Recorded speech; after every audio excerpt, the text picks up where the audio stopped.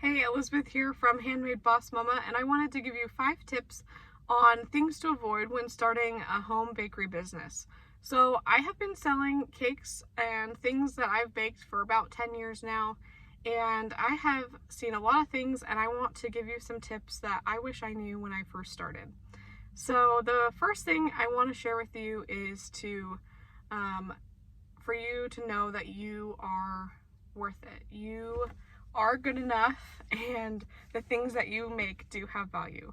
I always thought that I wasn't good enough, that I couldn't do it, and now I look back at the things that I made, even when I was 18 and 19 years old, and I'm like, I wish I knew the value that I had then. So, my first tip is not to underestimate your value. And my second tip is to decide your prices before you go into this. So people are going to come and ask you for things when they know that you bake, because that's just what people do. They want to buy things from people that they know and to also support small businesses. And so decide how much your prices are going to be before people come to you. And the third thing that goes along with that is to price your things high enough. So you have value and people want to buy something from you. So price your cakes or your desserts at a price that reflects your value and the skills that you have.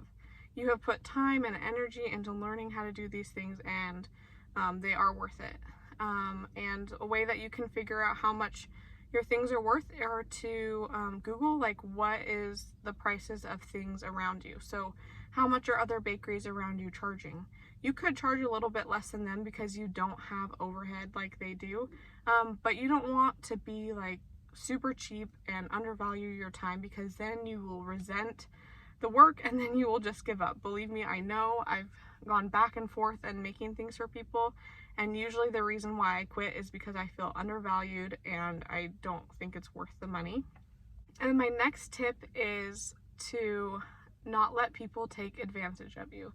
So in the beginning, I was really young. I was a young teenage girl, and people thought, oh, well, she'll just want to make it for free or for really cheap because she doesn't have a family, or she doesn't need a lot of money. And so people would want things for free or for really inexpensive. Like, I had somebody that wanted me to make them a wedding cake for $50, and like I could barely even buy the ingredients for the cake for $50, because it was like a big cake with fondant and flowers, and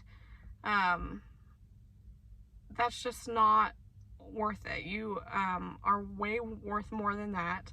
And so stand your ground and say, you know what, I can't do it for that much. I can give you a 10% or 20% discount if you want to give them a discount, but otherwise just state the prices that you decided in the beginning, and tell them, you know, this is my price. And if they don't want you to make it, it's not on you, it's on them. They don't value your work, and so that's fine. They can go to Costco or Walmart and buy cookies or cake for the price that they value. Move on. You will find somebody that values you and wants to pay you what you deserve. And so those are my tips to you when starting a handmade bakery at home business.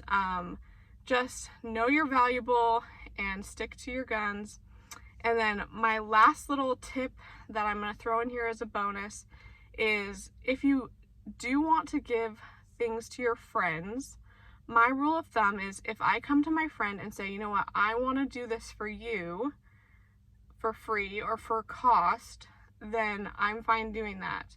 Like, my best friend just got married and I wanted to make her cake for free, if that's what she wanted me to do, just like pay for a little bit of the supplies.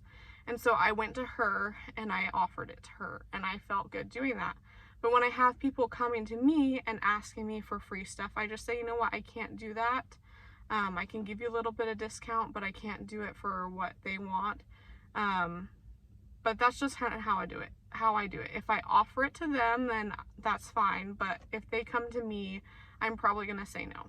And just don't feel guilty about it. You have to value who you are, your time and your skills, and all the time you've put into creating those skills, and just move on. Don't feel guilty about all of this stuff. You can get in your head so much and just be guilty, and I've done that so many times, and it's just not worth it. There's other people that will value you, I promise.